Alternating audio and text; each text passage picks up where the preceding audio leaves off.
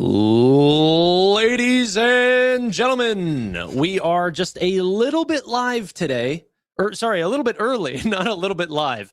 We're a little bit early because I actually didn't realize it's the Robinhood, the Venture Fund One, which they're launching their own essentially like IPO to purchase into different companies like Databricks, and I think not Discord, but Stripe and Boom Supersonic and a lot of these different businesses.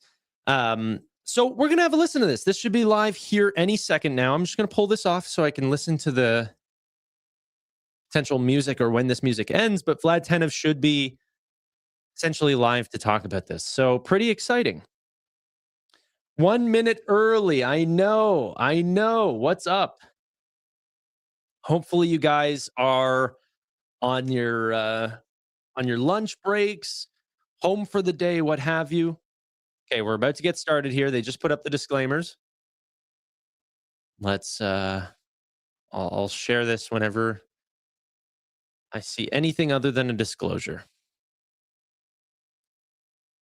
I'm 25% cash, time to buy. We're definitely going to talk about that here in a second, but seems like someone's getting a phone call. Let's have a listen.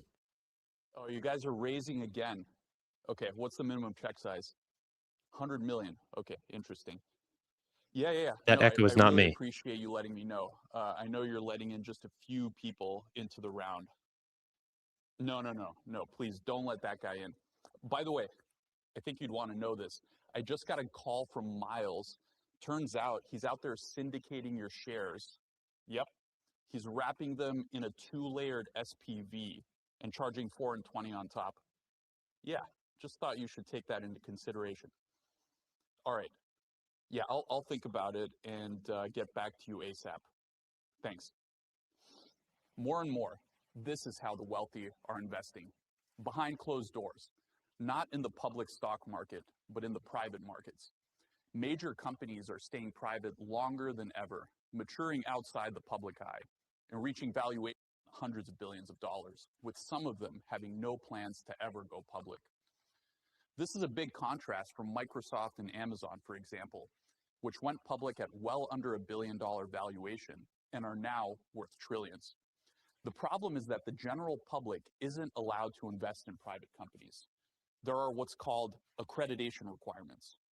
And even if you happen to meet those, you still need the connections and the access. These deals are hyper-competitive and tend to stay within the same high net worth circles. All of this adds up to a scenario where a higher portion of the value created by these private companies is accruing to a small group of wealthy individuals, not to the general public. Today, we want to show you what we're doing about this. So I'd like to introduce Shiv Verma, our CFO. I'm going to try working alongside me around the clock to solve what I consider to be the great. I'm going to try to solve the volume issue really quick. Because you guys said it's really quiet. So just give me one quick second. I'm also hearing a little bit of an echo, which is really weird. Yeah, everyone's saying the audio is trash. Everyone's saying the audio is really bad. So democratizing private markets is very personal to me. And at Robinhood, we stand for access. It strikes me as fundamentally unjust that retail investors can have their choice of all kinds of asset classes, including meme coins, but companies like Databricks, which is already valued at $134 billion, are not accessible to retail customers. Agree with all of that, except the part about meme coins. What's your issue with the meme coins, Shiv? I have nothing against them. I just think there's this unfairness in the market. I'm just giving you a hard time. I know you love them. Yeah, it's true. I do own a bunch of dog coins. But anyway, the point is, we want to do for private markets what we've already done for public markets and make them accessible to all, regardless of who you are or what your bank account balance is. We've been on this quest for well over 5 years now. We've looked under every rock. We've excavated every crevice. Shiv here even free soloed the Rosewood down on Sand Hill Road to show the companies how serious we are about this. We've been trying to figure out how to make this happen in a way that removes the major barriers. And we believe we found it. So introducing Robinhood Ventures. Now the goal of Robinhood Ventures, it's not just to open the doors to private investing, but to blow them completely off the hinges so that no one can close them ever again. And they'll try to. We're going to start this revolution by offering retail investors exposure to what we believe are some of the most exciting private companies operating today. So Vlad, I noticed you said retail investors, not accredited investors. I sure did. Let's get right into that. So when people are invited into a venture fund, there's usually an accredited investor requirement. This is something like minimum net worth or household income. Not a huge problem for that inner circle of wealthy insiders that just keep getting wealthier, but roughly 80% of Americans today don't qualify. Then there's a minimum investment amount, which usually ranges from $10,000 to upwards of millions of dollars. Yeah, that's frustrating to say the least. There's no liquidity, so your funds are locked up until there's an exit event, which can take years or even over a decade. A big problem if you need access to your money in under 10 years.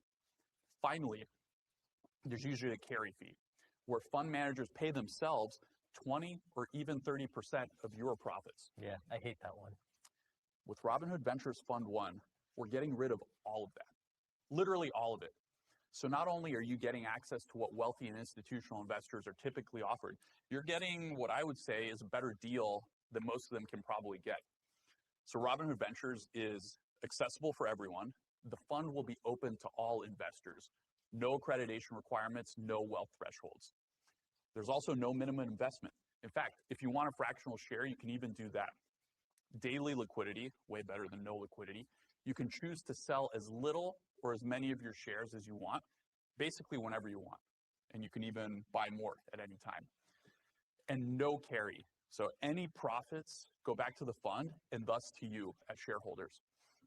Now you may be wondering, why hasn't this been done before at scale?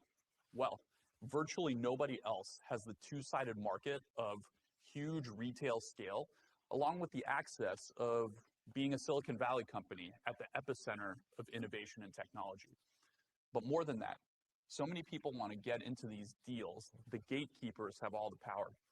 And it's not in their interest to lower the fees or to solve these liquidity issues. So as a reminder, we'll have access for everyone, no minimum investment, daily liquidity, no carry, and just a 2% management fee, which we're going to drop even further to just 1% for the first 6 months after the IPO. The way this works is we raise capital in an IPO.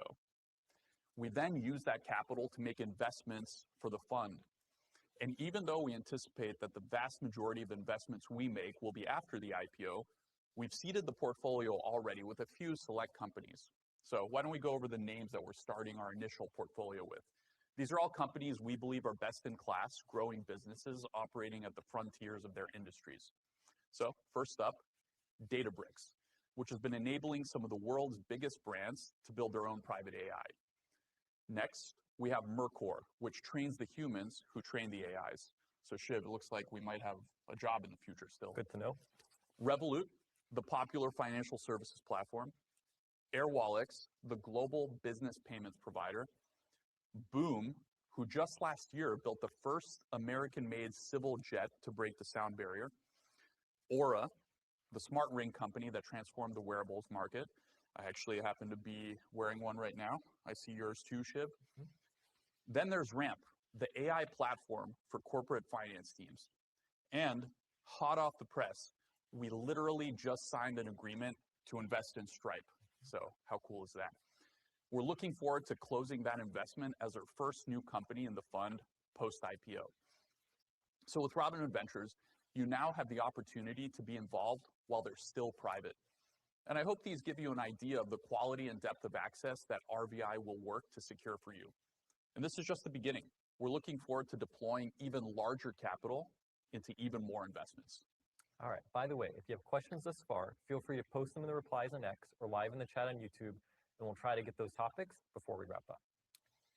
So one thing that a world-class portfolio needs is a portfolio manager with world-class experience. So I'd like to introduce you all to Sarah Pinto, who impressively built a VC infrastructure pretty much from scratch over the last 8 years. It landed early allocations into some of the leading private tech companies of our time, the kinds of growth companies we're excited to give you all access to. Thank you, Shiv. I'm really excited to be building this with you and making history together. A lot of people may think that private companies don't want retail investors, But I've actually found the opposite to be true. Many founders I've been meeting with told me they actually wanted to share their success beyond their employee base with their customers and their communities. They just didn't think it was possible. And for the most part, they were right. So we're here to change things. So Sarah, I think a lot of our longstanding customers are wondering, okay, so this sounds great, but how do I participate in it? Is there going to be another wait list? Are there other qualifications that I'm going to need to have? Is there some kind of portal that I'm going to have to interface with? What do you have to say to that? I would say don't worry. You don't have to do any of that. That is the really cool part of RVI, how simple we've made this whole process. So I'll go ahead and walk you through the experience. And just keep in mind, for most retail investors, Robinhood is the only place you can get access to RVI shares for the IPO. So all you have to do is type RVI in the search bar or go to the IPO access page, and it will take you right to the fund detail page. You'll be able to see our whole portfolio and the breakdown of it. If you click on a specific name in the breakdown, you'll be able to see the different securities we invested in. So here for RAM, for example, preferred and common stock. If you go back and you click on a specific company name, you will get to what is my favorite page, which is the private company detail page, where you can see lots of details on each company, including who their management and founders are, what their fundraising and valuation histories are. Also, over the next 10 days, we'll be dropping some really cool, unique content that we've been creating, including videos of the founders and CEOs of some of our portfolio companies, and even a couple sit-down interviews with leading institutional investors talking about Robinhood Ventures. So stay tuned and come back to the platform every day. Okay, so starting today, you can request IPO shares in RVI. It's a really simple process, really similar to buying any public stock or ETF on Robinhood. You just click request shares, you type the number of shares you want, you hit submit, and you're good to go. Now, post-IPO, something magical happens. A chart appears here. This is something you never get with private investments, the day-to-day market price of the fund shares. You'll also be able to see some updates or performance metrics about the fund and really trade it. You can sell it, you can buy it, or you can hold. So that's it. I hope you can see that we've made what was historically a really complex and difficult to understand asset class really transparent and intuitive. So we're really excited for you to try it starting today. That looks great. And guess what? RVI will be open for customers to request IPO shares today. Actually, as soon as this live stream ends, you'll get access. Now, you may have some questions first.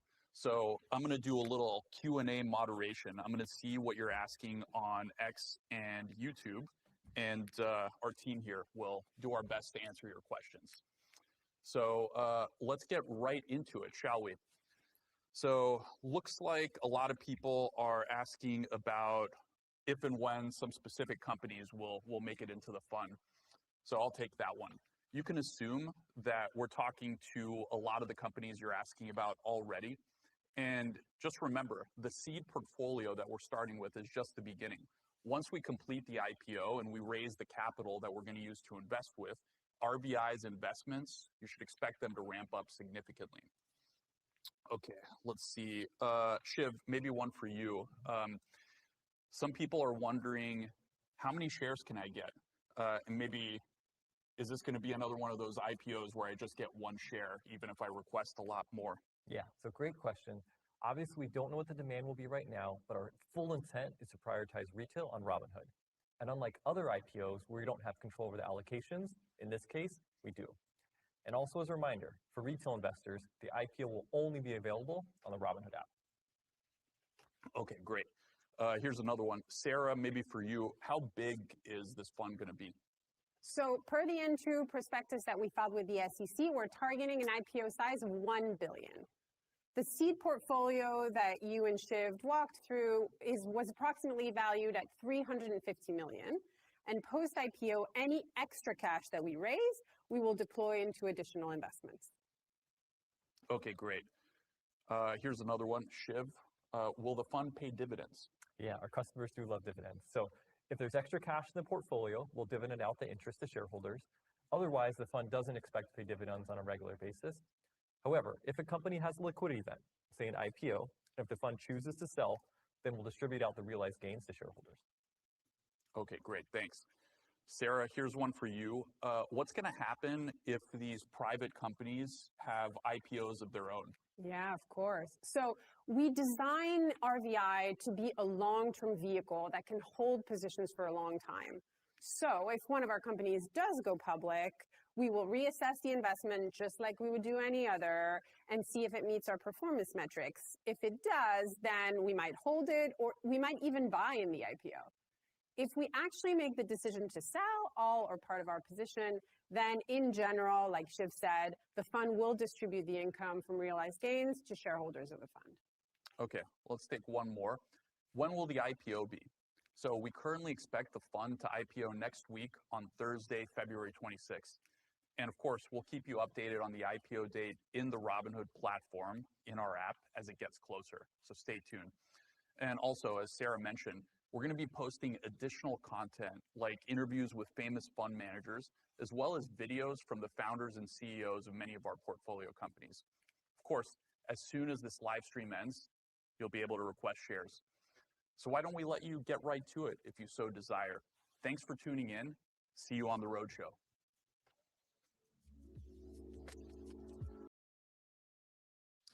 All right. Oh, sorry. Adjust your audio.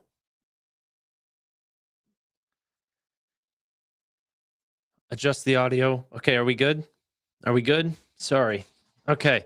Yeah, I don't think the script or anything like this, why does everything have to be unscripted for it to be educational? I thought that was fine. Am I buying this? I saw some people getting interested in it. It's just, I don't like buying a collection of companies that, like, maybe there's some of those businesses in there that I don't like, Maybe I like Databricks, but I want nothing to do with Boom Supersonic or, I'm not going to pick individual names because I do like Revolut and I do like Ramp and I do like a lot of those companies, but I'm not personally going to buy it, but is this the right direction? Absolutely. Like, would I prefer them not do this? Of course not. No, this is going to be great. So very cool. I'm excited for the IPO of RVI coming February 26th, I think is what he said. Great. Let's talk about some things that are in the markets today. Toro. I'm sure some of you guys want my opinions of what the heck just happened to this company. Up 17% since showing off their earnings this morning. I was up nice and bright and early listening to this company's earnings call, and boy, oh boy, am I such a fan of Yoni and what they have going on there. I almost feel, though, that I get these feelings sometimes, however, the quarter was good, that they are like a jack of all trades, master of none. And it gets me actually a little bit worried that they're trying too many things, that I actually worry that a lot of their products are just going to be a little bit too like almost like AI slop. One of the things, so why don't I start from the actual fundamentals and then work our way down? So EPS and revenue did better than expected. So it was a double beat there. But in terms of year over year or something like this, like obviously the company was shrinking compared to last Q4 because Q4 was an exceptional quarter. Okay. A lot of that was driven by crypto revenue. This time, a lot of their growth was actually driven by commodities revenue, gold and silver and stuff like this. And that's back in Q4. So I think Wall Street is appropriately assuming that January, February, and March might end up holding up good numbers, not on the crypto side, but on the commodities and other tools that they have that are doing well. Money transfers ended up showing off large growths. But is this the next Robinhood? And do I see this market cap going from 2.7 billion to 15 billion or something like this? I don't really think that's what the numbers are showing. I think that they're showing decent levels of growth, and they are way, way, way undervalued. And in fact, they just increased their total share buybacks. The share count is actually falling. Stock-based compensation is falling.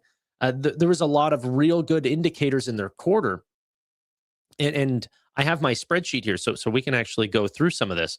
But I don't think it was anything revolutionary. It's just so unbelievably cheap that's actually driving the stock to go a little bit higher today. Okay. So revenue came in at 227 million. I think Wall Street was expecting 218 million. So about a $9 million beat on revenue. On EPS, I think we ended up seeing 71 cents. I think Wall Street was expecting something like 62 cents. So that was also very good. Assets under administration ended up going down. However, that was mainly because of the decrease in crypto and the prices, and that's not going to get any better in Q1. So if Q1 stays extremely low, eToro is going to absolutely take a massive hit. I don't know why my name here, it should just say eToro, but the function's broken for some reason. I don't want to go take a look at it right now. Total cumulative accounts on the platform continue to grow. Average revenue per user staying okay, but not nearly as high as what it is whenever crypto is doing extremely well. Okay, so eToro is doing well, but this is really like a company that you should be looking at as if are we in deep value territory? That's sort of the conversation that people should be having right now. If you think it's in deep value territory, that's the possibility. They did talk about things. So for anyone that was listening to our stock tank episode yesterday involving Wix, they actually brought up Base 44 twice during the call and said that they have a very close relationship with that team that just was acquired by Wix. Well, not just, but that was acquired by Wix. And they are going to allow their investors to build apps on eToro and eventually be able to sell them almost like an eToro app store. I think that you can imagine a large total addressable market, but I can't actually imagine large things that would get me excited to purchase from another user using a vibe coding agent. That wouldn't be something that I would be able to quickly whip up on the exact same platform. Not sure. But overall, looks good. I'm still not an investor. Yeah. eToro higher than SoFi makes no sense. It's not, my friend. eToro is a $2.7 billion company. SoFi is a $26 billion company. It's actually like 10x larger, but the amount of shares outstanding is a lot less for eToro. So you're getting, that's, share count 101. Share count versus market cap.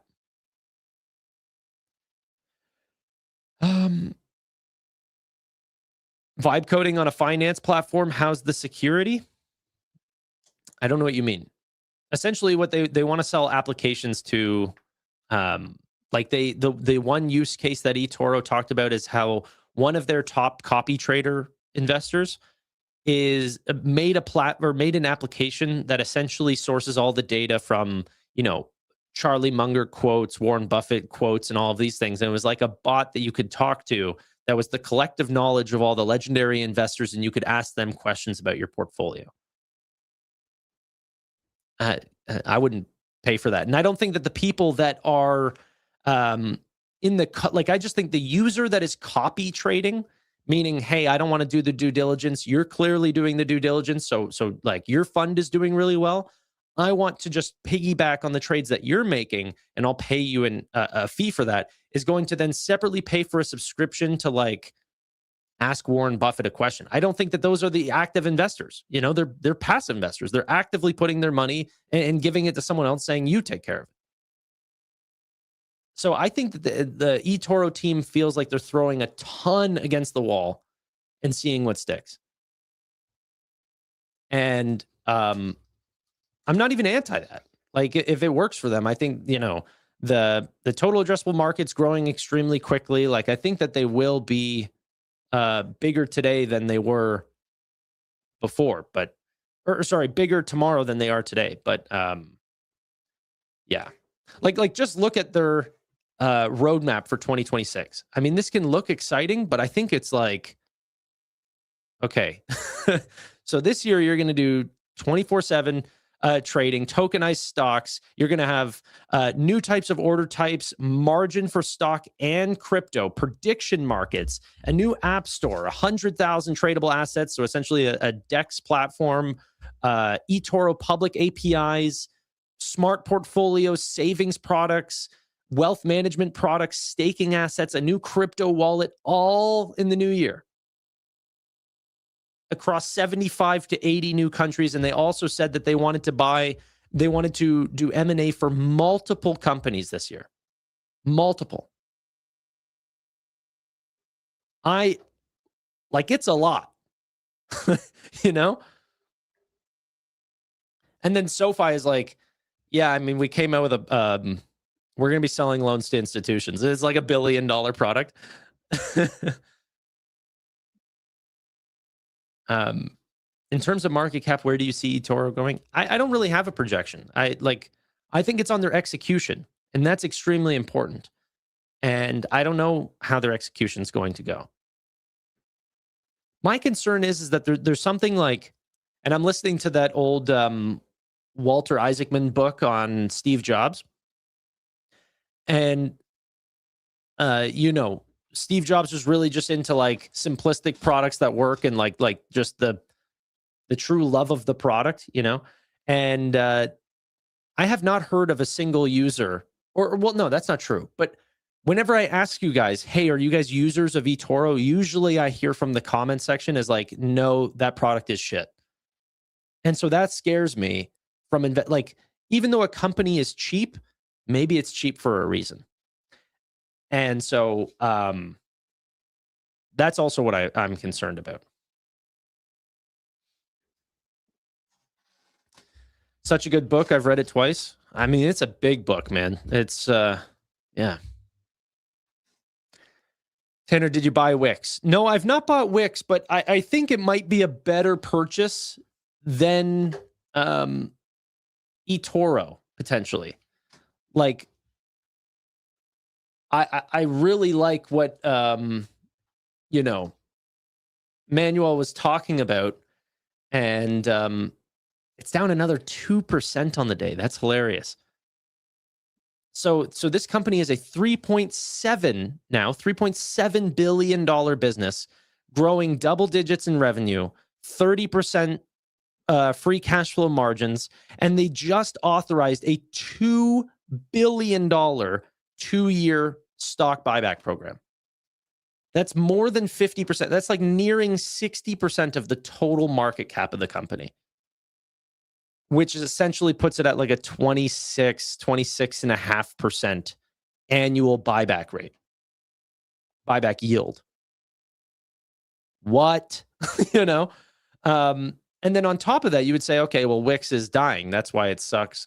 But they own a company called Base 44. And people say, won't they get disrupted by it? Yeah, for sure. Base 44 is that company that's going to disrupt them, and they own it. So I think, being one of the leading AI vibe coding tools might end up for them to sort of shift their growth away from, well, not even away from Wix. Like, I think, a lot of what Manuel was talking about is that their growth might actually be a little bit more sustained, or their revenue might be a little bit more sustainable than people are giving it credit for. But then on top of that, Base 44 is growing at unbelievable rates. They acquired this like 9 months ago, and they're freaking like 7x the amount of customers that they're already dealing with already. Like eToro literally just talked about how they are going to offer Base 44 as the tool that will create their app store for everyone to build agents on. That's going to be Wix's product. I mean, yeah, man, that's pretty interesting. But yeah, they are being placed for death. Same thing with like Figma. This was the one that I brought up with Steve, and like Figma still might be placed for death. But this immediate shoot up was actually an announcement of a partnership with Anthropic saying, hey, you know what, can we allow our agents to tie in with your software? So I don't think that calls for the death of Figma. I think that calls for the understanding that AI agents are not going to rebuild every tool. They are going to use tools. They're going to use Figma. They're going to use, a Wix or something like this. Like, I don't know. Figma more like Ligma? Okay, bro. Everyone chill. Okay. I'm not calling for a bullish sign on Figma here. I'm just saying, like, there might actually be deals where people might have already called for the death of those businesses. All right. Where's I see Cypher Mining down here. Where's Nebius? Nebius $96 flat on the day. I also wanted to talk about Meta. A lot of these AI agents are actually being done in chatbots, text, all this stuff. Oh, wait, sorry, I didn't have chat on screen. However, I think there's more recognition to the fact that, like, Meta through Messenger and WhatsApp has billions of users. That would be the perfect placement for AI agents. And in fact, if you guys remember, what was Meta's most recent acquisition? Put it in chat. I'll wait here. What was Meta's most recent acquisition? Go. Now, any guessers? Thank you. First one, Manus. Manus is correct.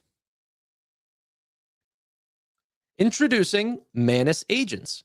Your personal Manus now inside your chats. Long-term memory, remembering your style, tones, and preferences.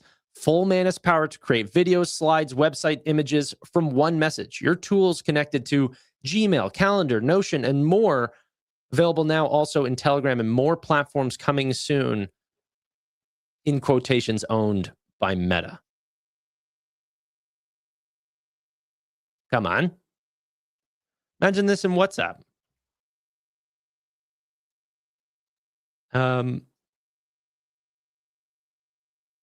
Yeah. So I'm still a very big believer in some of these companies that I just think, like, I don't even know how artificial intelligence replaces names like Meta. They don't. I don't know how, the future of artificial intelligence replaces names like Google. I don't know how the future of artificial intelligence replaces names like Amazon. And yet these are some of the cheapest names in the market today. And I'm being serious. Like there's two ways to play. There's been this big talk about, like, Halo stocks, like these companies that are safe from artificial intelligence. But I think that many people think that means, okay, well, I have to break some of my rules of investing in growth companies, but instead now I have to go to tobacco names and Coca-Cola and the Walmarts of the world in order to get any sort of value, rather than just thinking about how AI agents and tools and physical AI is actually going to affect the world around us. And that is not by replacing social media. That's not going to be by replacing, Amazon and online shipping. In fact, like, I think it's going to be a lot harder for an AI agent to go into Costco to purchase product. I'm not saying that they can't, set that up. I'm not calling for Costco's death, but the main beneficiary is going to be the e-commerce platforms. Shopify and Amazon, I think, are going to do very well as AI agents are still going to need product. Like, humans are going to need product, and we're going to tell our agents to go get those products and find the best pricing. Those, like, you're going to need either centralized or decentralized marketplaces in order to find those. And that's Amazon or Shopify. Or you can go buy, also, Steve's not calling for Costco's death. I think he's calling for the death of the valuation, which honestly is probably deservingly so. I mean, like, it's like a 50 times multiple. Is Costco still above $1,000 a share? $1,017. This is unreal.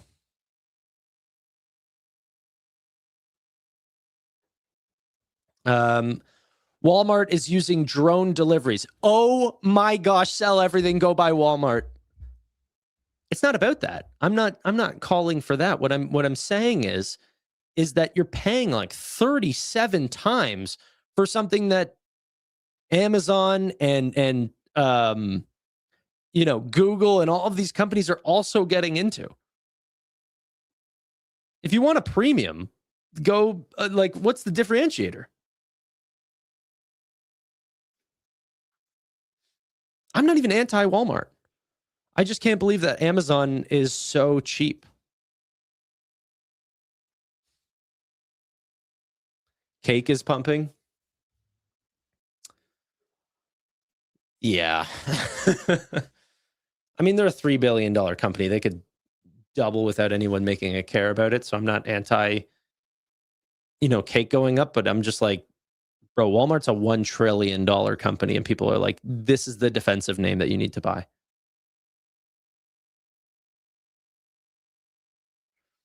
Bro, seriously thought, well, I do think that they have been pivoting. Like, to be fair, I do like a lot of what Walmart's doing. I think they are focusing more on e-commerce. I actually think like whenever it comes to grocery delivery, they are actually doing it way better than anyone else. So there's things that I like about Walmart. But where's the premium come from? So much so that you can demand a faster premium or a higher premium than Amazon, that has a cloud platform that's expected to grow at 30+% rates, high margin, full self-driving networks, physical AI, like the logistic networks and cloud is all going to benefit. It's crazy.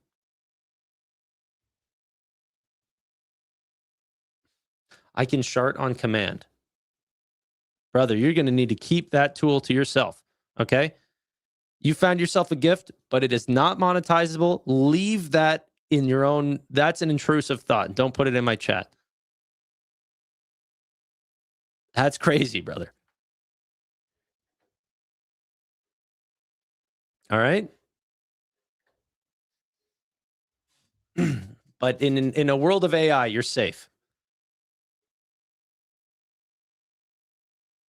Okay. Yeah, Klarna Group up 6.6%. Enphase up 5%. Adyen is a crazy stock to follow, up 5% after collapsing recently. This was trading at roughly, nearly $15 a share, then ended up collapsing down to $10.50. Now maybe trying to recover a little bit. Okay. Let's go ahead and watch some or a CNBC clip really quickly, just talking about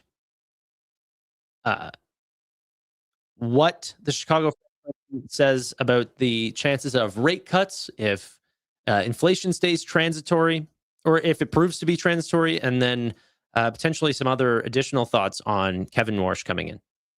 Chicago Fed President Austin Goolsbee. Austin, thank you for joining us this morning. Great to see you again, Steve. Okay, so let's talk about this inflation report that came out. 2.4% on the headline, 2.5 on core. Austin, what is not to like? Well, there's some stuff to like, but there are a few things a little bit warning. Remember, when the inflation number comes out, that's a backward 12-month moving average. So 1 month fell out from 12 months ago, and that was a really bad inflation report. So this thing went down, but that doesn't mean that the new information was great. We've seen progress on the shelter side, but there's a little statistical pollution still going through that. And the part not to like is that services inflation is not tamed.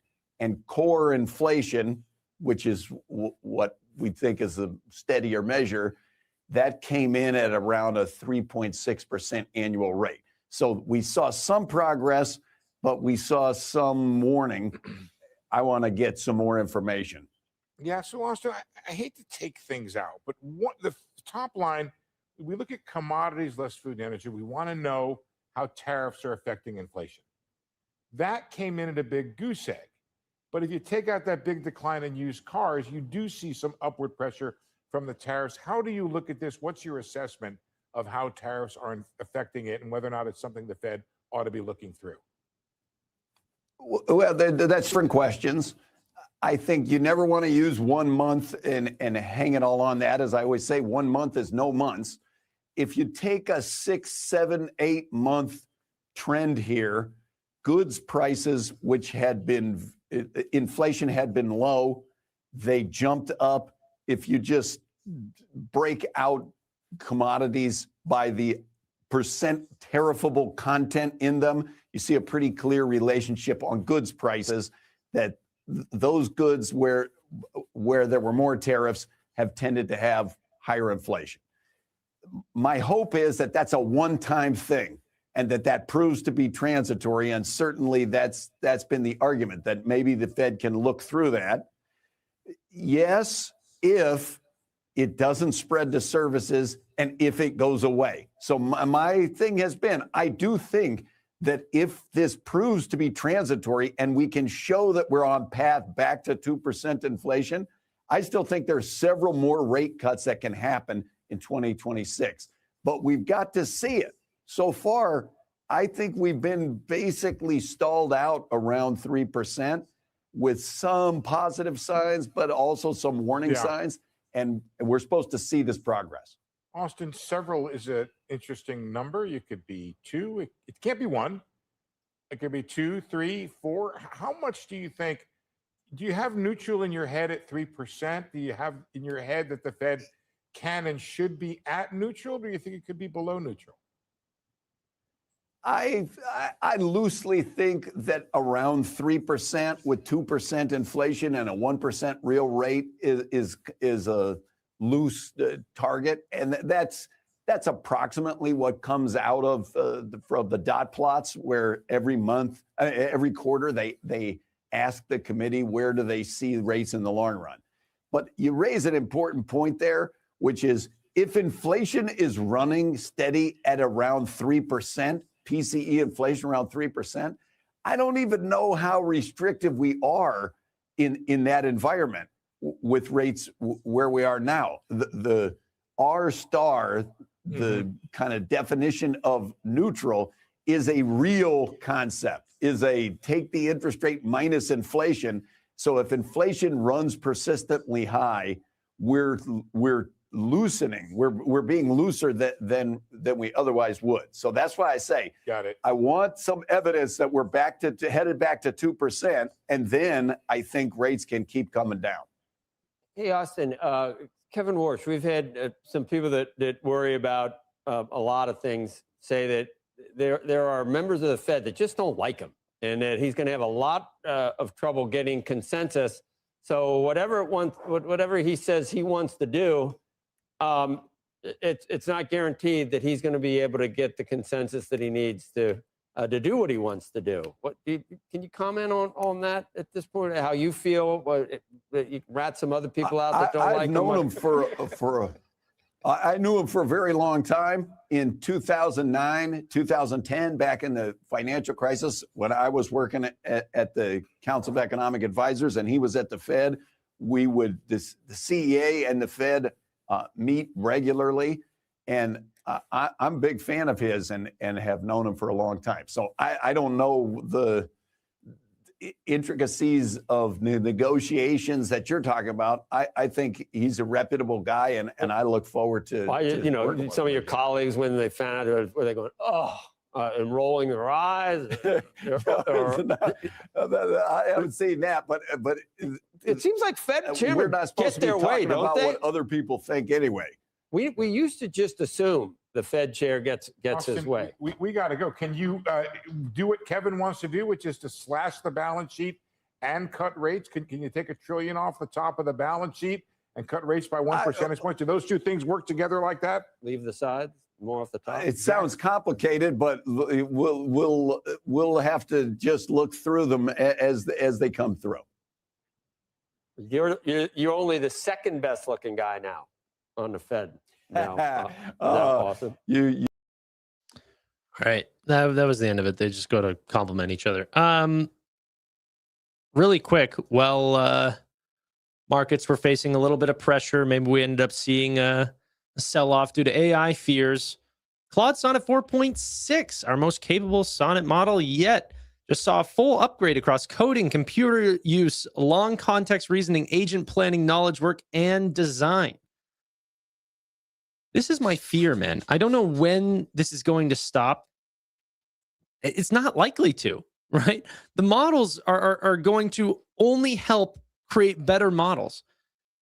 This is going to just constantly get better over time. And it's not going to be fully focused in one winner being Anthropic, but it's going to be, ChatGPT and Gemini and all of these other names that all do well. And you're right, Figma is having a little bit of a pump here. I mean, we ended up getting all the way to $24. Then for some reason, people took it even lower to under $22 a share.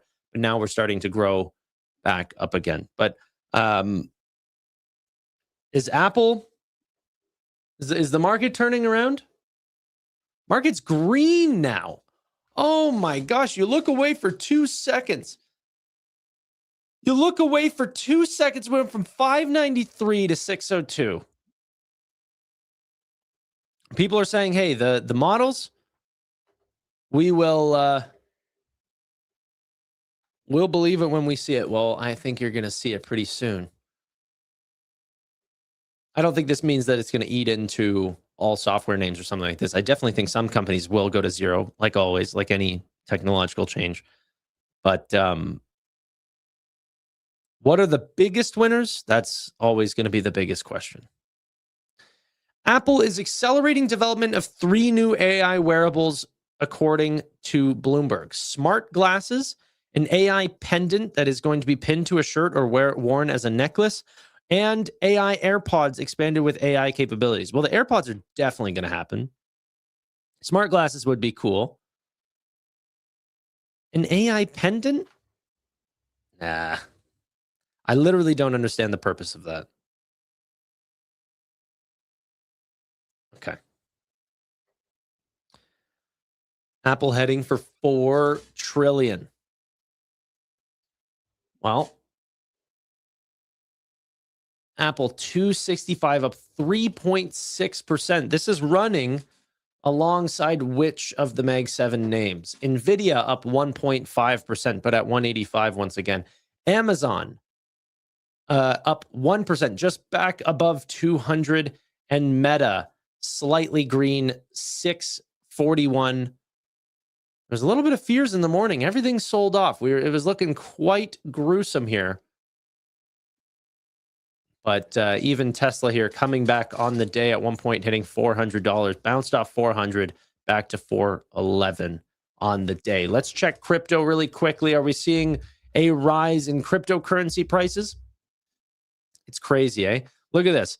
You would think like crypto doesn't have a market open and a market close, but boy, oh boy, does it still end up crashing alongside everything else. 68,000 on Bitcoin and Ethereum, just flirting, teasing with the $2,000 price. Absolutely crazy. Can we see 2,000? Give me 2,000 going once, going twice. So, no, it didn't sell. All right. Recession canceled again. Yeah. The recession's always canceled these days. Okay. eToro still at the top of the leaderboards here today, 32.54, which was right around the price of whenever we first talked about it. But today it's up 18% because of how cheap it ended up getting before this recent run. If we end up taking a look at the last 5 days, you could have gotten this stock at $26.47. But I mean, you know, things can always get worse. That's for dang sure. Okay. Let's go have a look. What else is working? So Google ended up getting an upgrade as well. Or sorry, I shouldn't say upgrade. It was reiterated as a market outperformed by citizens, saying AI is actually going to expand their total addressable market.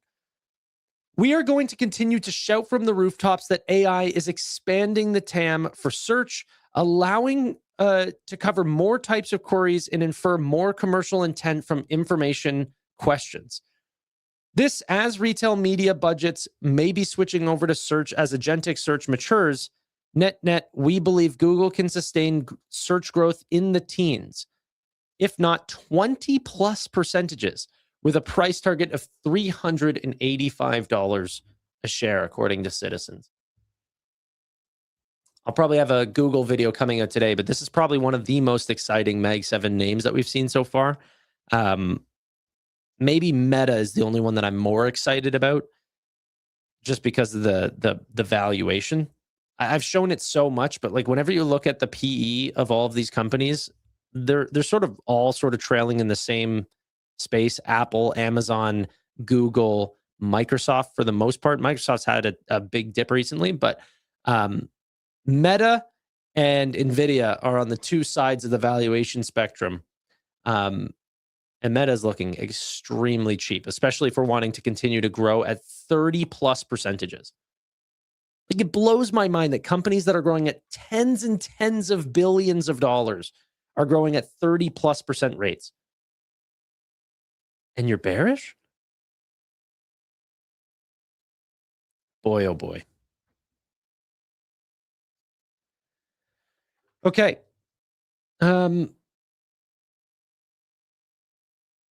Apart from the price action, what do you not like about BMNR and ETH? Well, I can speak more to BMNR than I can about ETH specifically. I don't like BMNR's transparency. I think that they should, and this is my opinion. I know there's counter arguments to this, so yeah.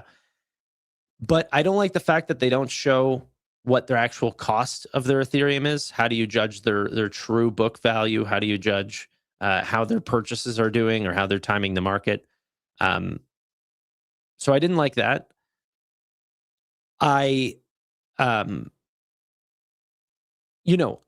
think that they made a purchase like Mr. Beast, and that's fine.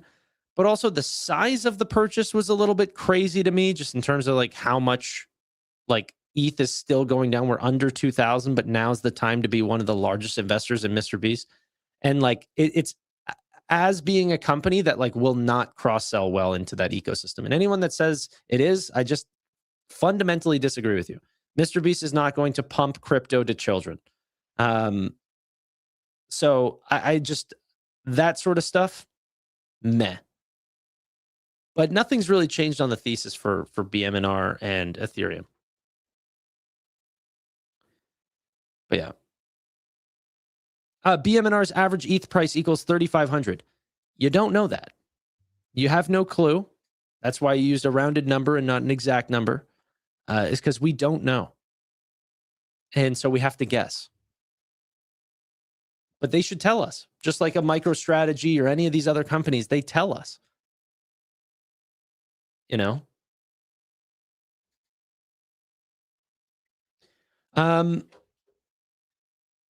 Dude, Google's price, though, like the fact that we even got to 296 today is crazy off that quarter that we just saw. They are probably one of the most, all around AI plays like nothing we've ever seen. They sell great chips. They sell or their distribution to unbelievable amounts of customers. Their models are frontier. They've got billions and billions of customers across every single platform that they have, whether that's YouTube or Google search or like anything else. It's just a lot. Like they've got a big hardware space through Pixel and the Chromebooks and everything like this. I just think they're well positioned, and people do not like them.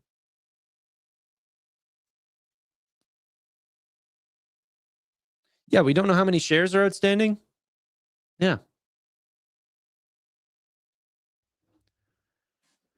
I added Nebius today. That might be a good play. I like Nebius a lot.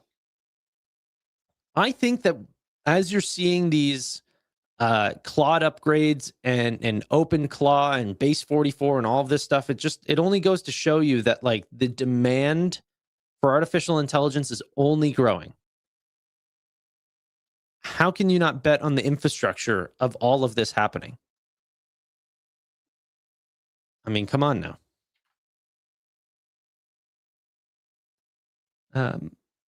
Yeah, they've got quantum, they've got drone technology, they've got Waymo, they've got a lot of really cool, long shot bets. But that's been Google's thing for a long time. Like it's always very exciting. I've not decided on Wix. No.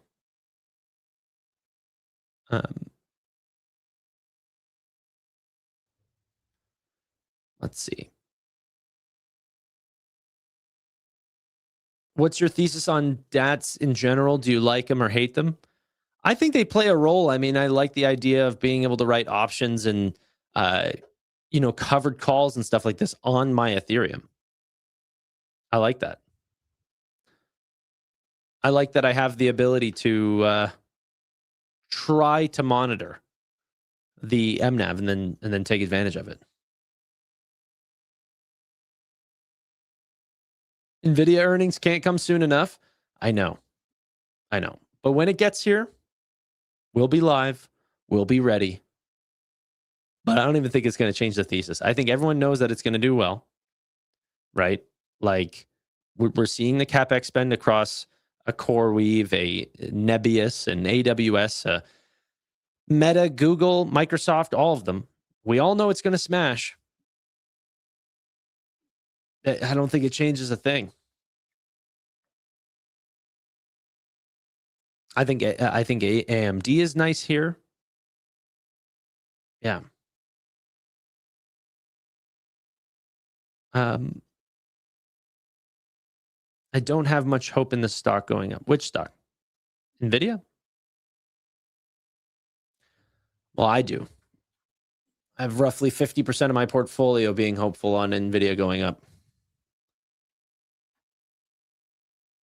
So, do you still own D-Local? Absolutely. Yes. It's not a core position in my portfolio, but it's still there.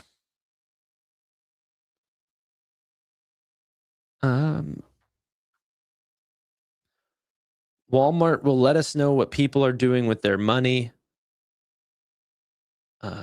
Okay.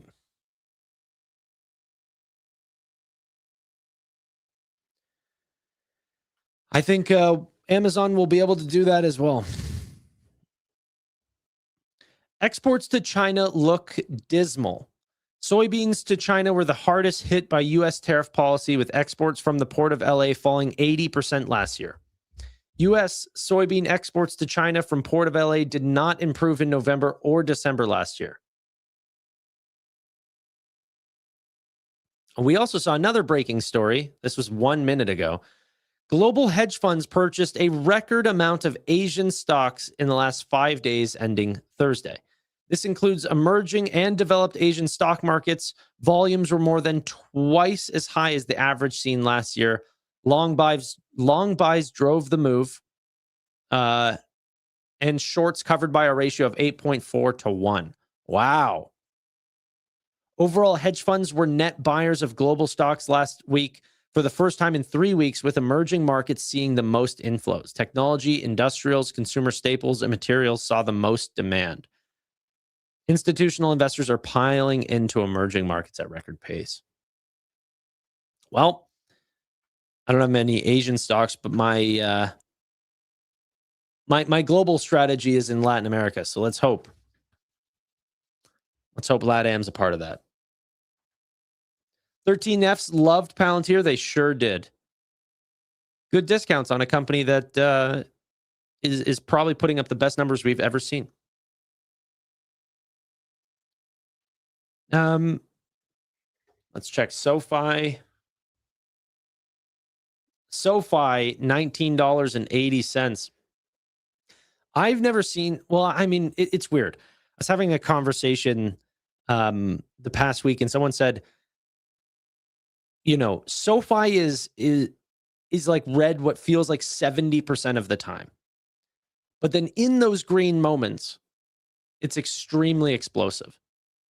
So I've been dealing with bad sentiment on SoFi. By the way, I think that remark was absolutely true. SoFi's been, the sentiment on it's been worse than it has been good, even though we've made multiples on our money, which is crazy. But the sentiment right now is so bad, guys. It's insane. I posted a video like talking about all the updates, and then like comments that I spent like 30% of the video talking about how the dilution was accretive. And then people said, okay, but no more dilution. It was really bad for shareholders. And I'm like, you must have hit your head before you listened. The SoFi themselves had to come out with math, just proving that their total or that their tangible book value increased on the dilution. And then people said, no more. Don't do it again. Like, bro, at $19, they won't do it again because the math doesn't make as much sense as it did at 27.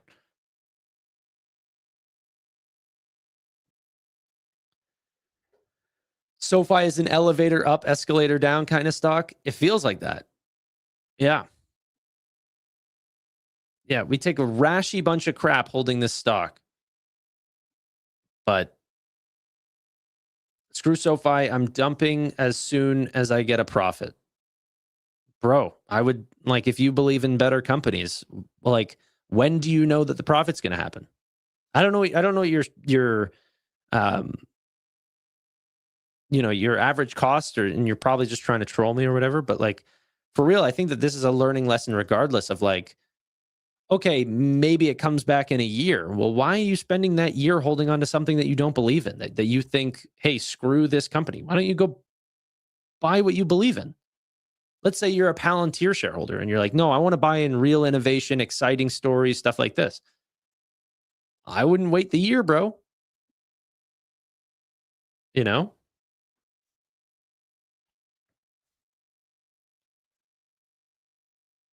But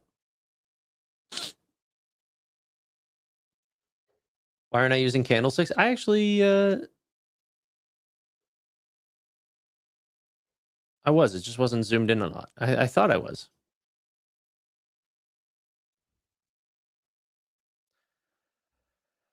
Okay.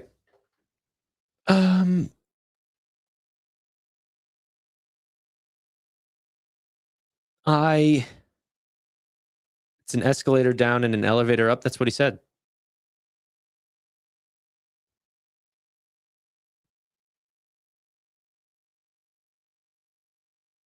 Been buying more SoFi and closing my covered calls. Yeah, you get a lot back on your covered calls if you had long dated covered calls and the stock's just falling fast, man. Holy. Get those shares. So in this case, you're saying sell SoFi. I'm saying if you don't believe in SoFi, yes, sell it. Like, I don't care. Like, people act like I'm a cult leader. You guys do what you want with your money. I'm buying SoFi. But if this guy's saying, hey, I hate this crap, I want to sell, bro, peace. Like, why hold on to something you don't believe in? Maybe maybe I never was a great drug dealer, you know? Like, I'm not like trying to get people addicted. I'm like, hey, if you're enjoying this crack, then keep enjoying it. But if you don't like it, go to rehab, brother.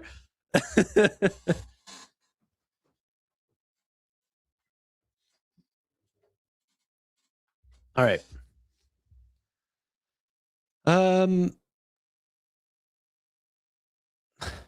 Okay. White House Council of Economic Advisor reports estimates regulatory burden has cost consumers more than $237 billion. Jeez. Oh, by the way, I actually didn't see this. There's a 2% management fee for Robinhood's RVI fund. All right. 2%. Tanner, you absolutely are the SoFi cult leader. Make no mistake. Dude, I'm not trying to I saw on posts online, people are like, Tanner's a permabull. I'm like, yeah, because I haven't seen anything to change my mind. Like, how can you see a 3-year compounded annual growth rate of 30+%? And I'm not trying to like invest in SoFi and be like, oh, well, you know, the RSI on SoFi is not really good right now. I'm like, bro, I've read The Intelligent Investor. Okay. I listen to Warren Buffett. Where's he talking about RSI? I don't care. I'm a fundamental investor. Does that mean that that's like, is that your Kool-Aid? Do you subscribe to that? Maybe not. But I'm buying quality companies and I'm looking at the risks. What's the chance that SoFi gets disrupted? What are the bad? I'm looking for the bad news bears, and I'm not seeing them.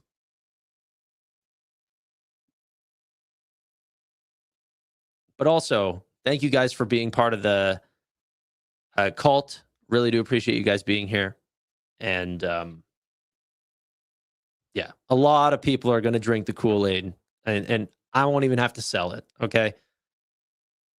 They're going to be coming for it. Just right now, there's just one headline that comes out, and everyone said that, you know, they don't want this Kool-Aid, but they're all going to learn.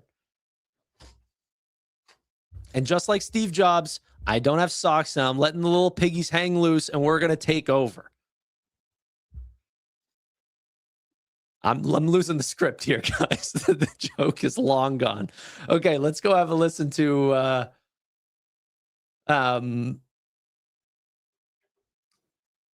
potentially some commentary on further volatility in the markets. Even after everything I said, you know, is the market going to still be crap for a little bit going forward? Let's have a listen. So do you have a target in mind for maybe the back half of the year? Yeah, I think we will see it going back towards 4.5. And when we get closer to that, you'll hear something from the administration that will be very worried about the mortgage issue in the context of the affordability issue. You'll hear more about some form of yield curve control. So I think we are in a range from 4 to 450, with the average being closer to 450 than it is to 4. Mohammed, you know, if you were a PM right now, you look at some of these software stocks that have just gotten absolutely crushed, and multiples now are half what they once were. I don't know. I'm just curious how you view it. I know you're not a PM, but you certainly talk to plenty of people who are still investing. You know, what are your thoughts about that? Whether there is that opportunity or whether you have to really tread carefully? So I would say we're in a different market. We no longer have the love affair with AI that we had last year. This is a market, David, defined, I think, and will continue to be defined by 3 words: volatility, dispersion. You're going to see a lot more dispersion, and fragmentation. And I would build my position bottom up, not top down. And I would certainly be picking up names that were impacted by this theory of the market for lemons, meaning they overshoot on the way down because they end up having one technical correlation with names that are weaker. So I think this is a massive opportunity for stock picks, and it particularly in the AI world and in the world impacted by AI. So for me, this is a world in which people should be building their portfolio bottom up and picking up some really good bargains at this point. It doesn't mean you buy the sectors across the board. It means you buy those with strong balance sheets, strong business models, and strong leadership. And just lastly, Mohammed, on the volatility that you're foreseeing for the rest of this year, is that purely tied to AI as the market sort of bifurcates between the winners and losers, or does it also tie to geopolitics with U.S. and Iran trying to focus on these second round of talks? Yeah, I mean, it ties to both, and geoeconomics rather than geopolitics, meaning that increasingly economic outcomes and policies and market outcomes will be less a function of economic and commercial logic and more a function of national security, geopolitics, and domestic politics. You know, we no longer have the unifying theme. I grew up in an easy world where there were two themes: globalization, the ever closer integration of countries, and the Washington Consensus, certain ways you run your economy. We don't have those anymore. So we will get a lot of volatility as we go forward. Yeah, Europeans clearly trying to wrestle with that as well, given some of the statements in Munich last week. Mohammed, we'll talk soon, I hope. Thank you, as always. Thank you so much for having me. Mohammed El-Arian. Mohammed El-Arian is amazing, and I won't have any of the negative talk of him in chat. However, I did see someone comment this, T. Nelly. I saw that as well. I've never heard that before, but it was quite interesting. So essentially, Chamath Palihapitiya on the latest All In podcast, and he said that people were going to hate him for saying this, is that before we actually allowed for insider or like non-material information to go out, essentially Warren Buffett's returns were way higher than the markets. This was back whenever he was making like 50% plus a year. And Chamath said, okay, well, once we actually put in the rule that, you know, they couldn't essentially talk to asset managers and people around being like, hey, by the way, buddy, like, keep an eye out for Q1. We're doing amazing. Stuff like this. That he suggested that Warren Buffett's returns greatly got impacted before and after that rule came out. I'm fully aware everyone like has a, you know, belief about Chamath, but his market knowledge is there. I mean, there probably is some people that are, yeah, like I bet some people do know about that fact, and it probably could just be easily defended with returns. Like before and after that rule came out, if you could see an absolute impact on Warren Buffett's returns. But like, I wouldn't even think that changes my opinion of Warren Buffett. Like, he's a great investor. He's doing great by his clients.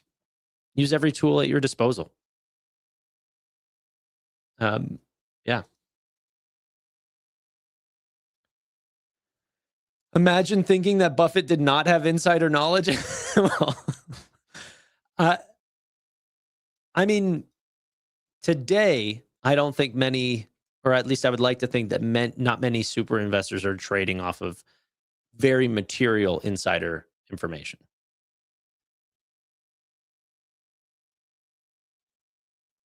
Not picking on Grandpa, Kelly. What the heck? You know what? Warren Buffett to me has been the exact same age the entire time that I've known him. Like since I mean, not even since I've known him, but like going back to like that 2001 conversation. I think it was in Stanford, maybe, or maybe it was Berkeley. Ooh, but he looks the exact same now. Unless you're Pelosi. Oh, okay. He's always been 89 years old. Even younger than that. Bro's been 85 forever.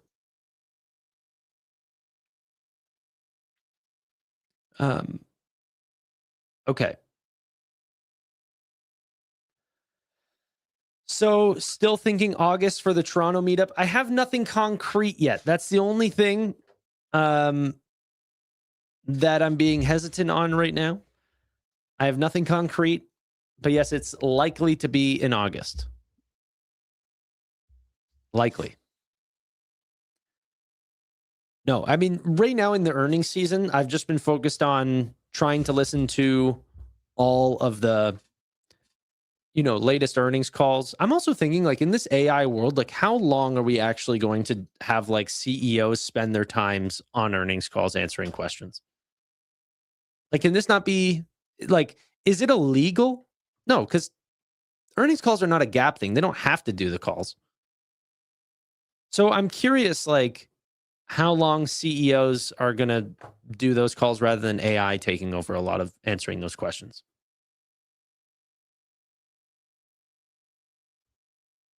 I don't know.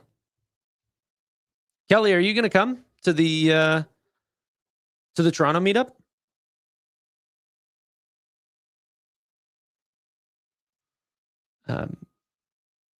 Why don't you ask Jess to help with the setup? We talked about it a lot. It's just, she's pretty busy as well. AI may give too honest of answers. Ooh. Yeah. If AI hallucinates, it's GG. Dude, the hallucinations, geez, are going to be going by the wayside. I think AI hallucinations are going to hallucinate less than like Google search is going to hallucinate. Like, it's only going to get better and better and better. Wait, you're Canadian? Got to go. Okay. Yeah, this is a great question. SoFi, will we hit another new 1 million members in Q1? I don't think that we are going to see a quarter where we don't get 1 million new members for a very long time. I think the days of us not doing 1 million are gone. Do you have a venue in mind? No, not at all. Like, I'm telling you, I've just sort of put a date. I haven't really done any work at all. Have you seen LLM's car wash test? No, I have not. I'm going to type that in, though.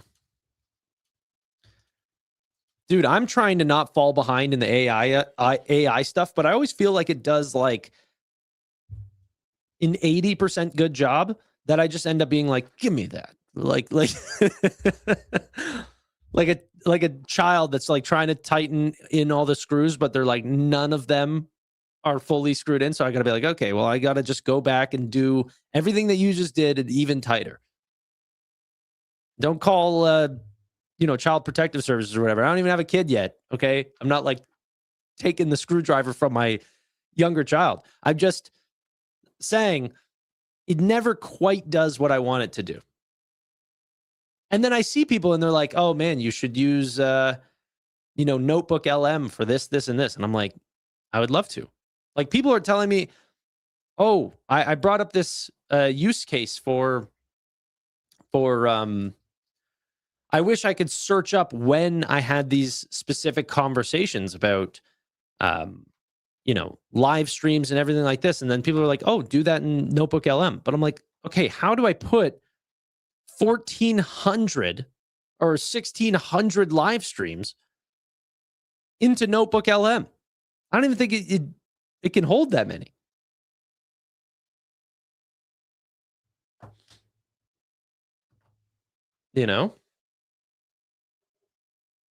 Late, but I'm here. Erwin, good to see you, brother. At what price /PE are you going to sell SoFi? I don't know. I think if it, yeah, I haven't really, I don't really trade that way. If the story changes, I'll sell SoFi. If they underperform, I'll sell SoFi.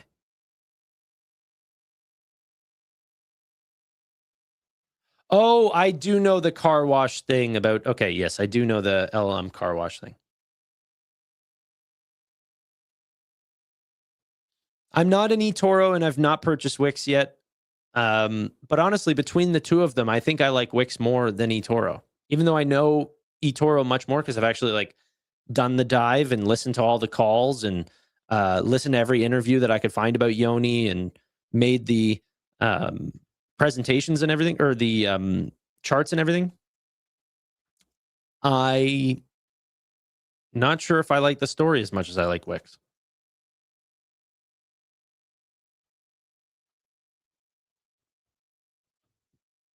eToro had amazing results.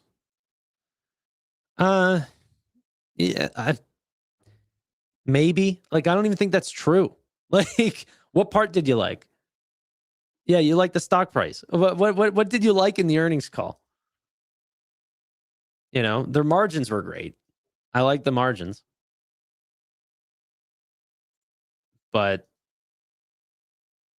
I'm not sure what everyone liked.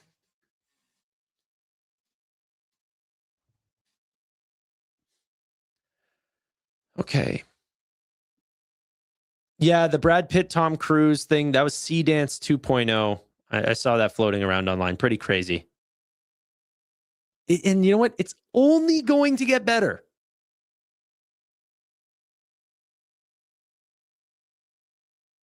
Yeah. Not in Zeta either.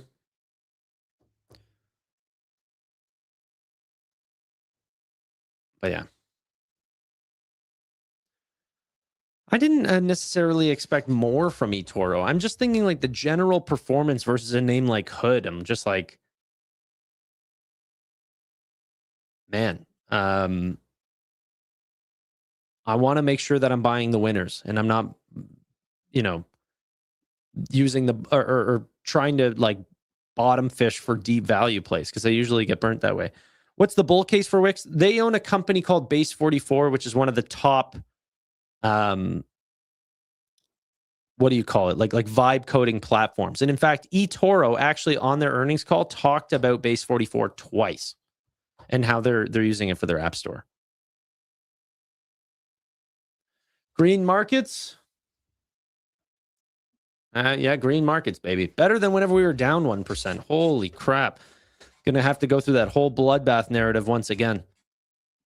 That's the way I set up the live stream. That's how we were feeling whenever I set it up.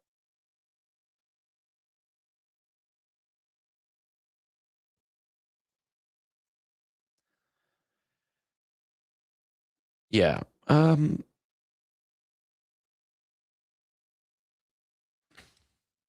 Okay. Base 44 is similar to Lovable. Yeah, I know. And Lovable's valuation alone is something like $9 billion, something like this. Like, it's just crazy to me that, you know, Wix, and this was the bull case. It's like, okay, they have a business that is doing well enough with good margins to at least fund Base 44. Lovable and Cursor need to keep going back to the market to raise more capital to keep up with the growth. Base 44 doesn't need to do that. They're being independently ran. They don't want to have like oversight in that company. And I think that's smart. Like, yeah.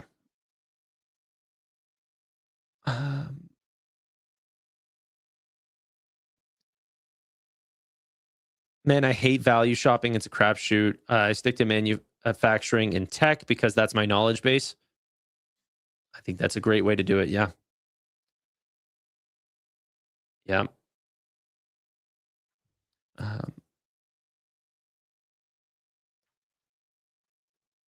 Have you had anyone walk you through the UI on Base 44? Should definitely try. 2 helps you understand it past the slides. Dude, I would love if someone used these types of tools and actually, like, I'll do a call with you after this. I need to learn these tools and, in fact, use them myself. I'm so technically inept. Like, I'm honestly almost just waiting for AI agents to be like produced from Google so then I don't have to go out and buy Mac minis or set up like a, you know, virtual system or something like this. I do not want to do that. I obviously want to use AI agents, but it's I'm just technically inept.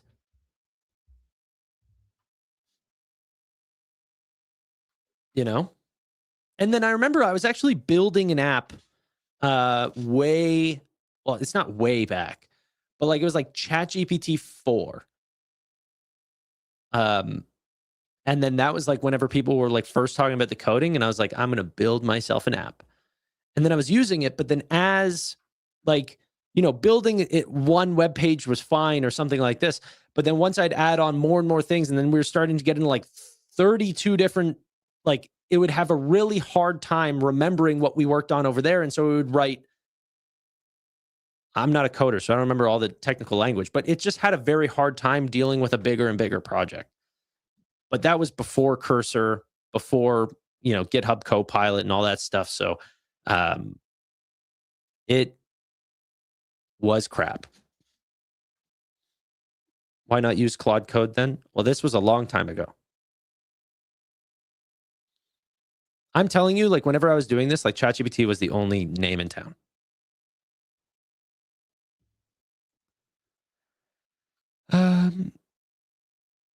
Have you heard any updates on Vlad's AI company Harmonic?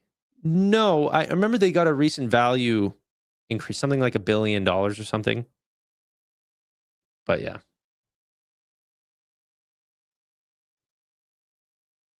There's so much information available. You have no excuse. I don't have an excuse. I'm just saying, some things, like whenever you're just too, like, I have a hard time learning about shit that I do not care about. And learning about virtual systems and stuff like this is just like, oh my God, bring me back to school and having to do homework and stuff like this. I'd rather just learn about a cool company. That's honestly why I like stock so much, is like, I don't know how you're doing it, man, but you're doing great. I love your mission. You keep going. Okay.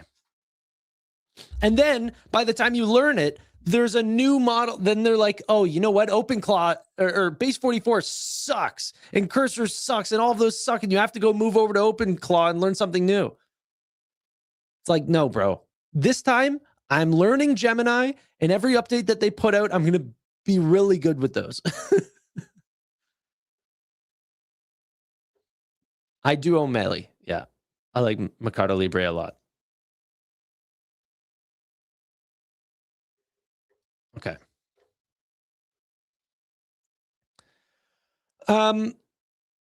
Oh, Tiger Global just updated their portfolio. Let's see. Oh, wow. They sold off a bunch of Microsoft, Amazon, NVIDIA, C Limited. They trimmed Meta. They only added to, is this really true? They only added one name? Oh, sorry. No. They added a ton of ServiceNow, Netflix, Copang, and Flutter Entertainment. They trimmed Reddit. They trimmed, oh my gosh, bro. They exited MongoDB. This was the full thing, but I'm just reading the actual report or what Wolf put out here. ServiceNow, huge ads. They are not believing the narrative. They even trimmed TSM. Trimmed Reddit, Square. Oh, no, they added to Square. Up is down and down is up. Holy crap. They added a ton of Circle. Google, they ended up holding. I mean, and that's their biggest position, which is crazy. They were like, yeah. Tiger Global is like one of the largest. Chase Coleman is a freaking giant. These guys are amazing. They run a massive fund. These guys are as legit as it gets. Okay. Howard Marks updated his let's see here. They're doing a bearish semiconductor hedge. Oh, wow. IWM sold entirely and rotated it into SMH puts. Oh, wow. Barrick Gold. Dumb. A lot of these guys had C Limited, eh? Shift 4 payment bond, 14 million sold entirely. They got into new DraftKings bonds. Yeah, I mean, less fun than Chase Coleman's. Okay. Very cool. Tiger Global. Very, very cool. What the heck are they seeing on this? They think the build-outs are slowing down, and they're buying into these software names that are oversold. But this is actually, wait, hold on. I need to correct my thinking here. This happened in Q4. That's how they finished out Q4. So now, like ServiceNow, they increased their position by 600% in ServiceNow. But that was back in Q4. So legit, the freaking top. No, wait, no, that's a year ago. I was like, what the heck? But I mean, pretty much like a local top almost. $174. Potentially maybe the lowest that they got, that was 154. Today it's 100. They're down 30+% on $326 million if they ended up holding on. Tiger Global ended up erasing $100 million potentially if they're continuing to hold on to those positions. Or they double down. Yep, they could be bag holding with us, ladies and gentlemen. Not that we talk about the SaaS names too much. But yeah. Wow. Very, very interesting here.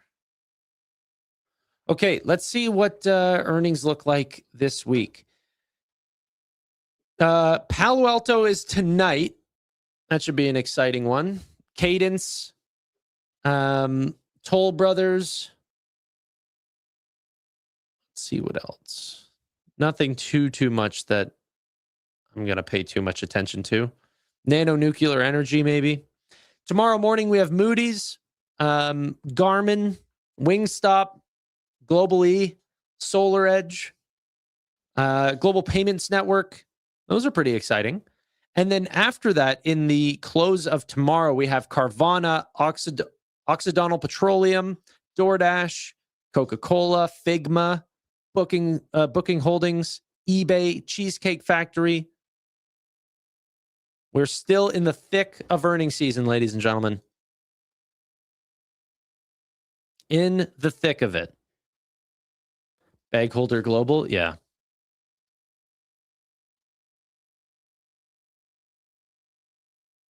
Okay.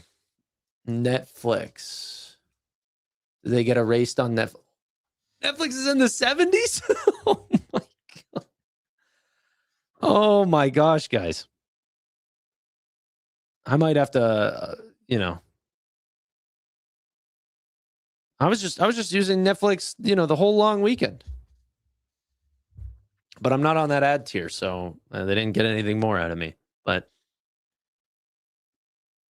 yeah.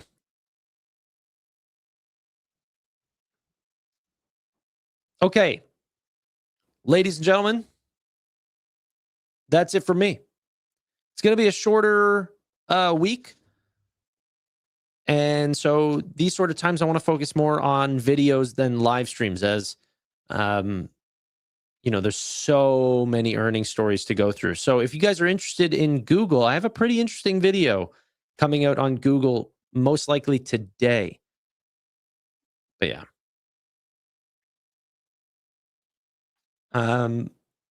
What show? A couple different shows I was watching. Yeah. Okay. Thank you all so much for watching. Really do appreciate your time. But until next time, bye for now.